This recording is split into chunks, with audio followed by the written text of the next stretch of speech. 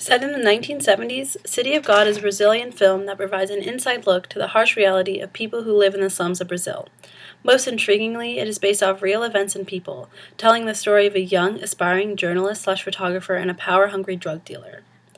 The overall dark and depressing tone gives great realism to the film. The filmmaking techniques such as shaking cameras, close-ups, and fast-cut editing creates a guerrilla style of film, which really gives off the setting of the type of war zone faced when growing up in a slum.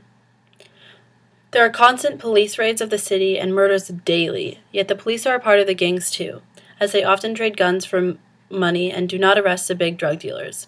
Basically, the whole movie shows a spiral of one thing after another, no lights at the end of the tunnel. Despite being a dark and dirty-looking film, the cinematography, editing, and aesthetic is beautiful. The shaky camera editing can sometimes be exhausting to follow, but in this film, it is so well done that it truly heightens the experience, making you feel the same adrenaline the characters are feeling. This adds more to the film than it would if it were only shot in still. The chaotic world they live in is clearly expressed to the viewer by the constant moving of the camera. Brazilian culture is captured in this movie. Despite being maybe a more negative side of life, we see people coming together, dancing, Latin American music, and the scenes actually being filmed in the most impoverished parts of Brazil. It clearly shows the way people live. In addition, I love that it's in Portuguese. The message would not be the same if it were an American film about the same city. The depth of the characters is phenomenal. Rocket narrates the lives of the wild, dangerous characters that impacted his life. Each person introduced in the film sucked me into the story even more. I was devastated by every hardship and death the characters face, regardless of what side of the drug war they were on. This is not a story with a good and evil side, but purely shows the harsh effects of poverty.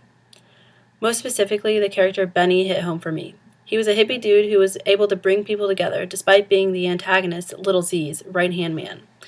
I was rooting for him to be the one to escape the city with his lover, but if I learned anything, it's that it's impossible to get away. I think we were all devastated when Benny was the one who was shot and not Little Z. Speaking of, we cannot forget to address this character. The man behind it all. This character is absolutely disgusting, yet the most memorable for viewers, mostly because of his disturbing persona. The fact that he morbidly laughs after shooting innocent people shows that he is beyond the average gangster. From that moment on, we knew this character was bad news. The juxtaposition between these best friends, Benny and Little Z, shows different outlooks one could have on living in the slums. Either befriending everyone so you don't get killed, or dominating to maintain power. Rocket, the main character, was a little mundane throughout the film. He's a kid who's just trying to stay out of trouble.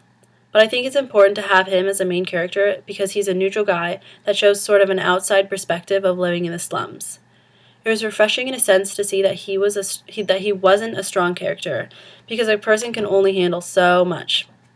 By the end of the movie, I was left shocked, yet happy for him that he was able to do what he loved and capture an incredibly interesting and untouchable place for journalists and photographers. The City of God will suck you in, break your heart, and spit you out again. This film brings up many emotions, good and bad, but I still would recommend it to anyone who could handle it.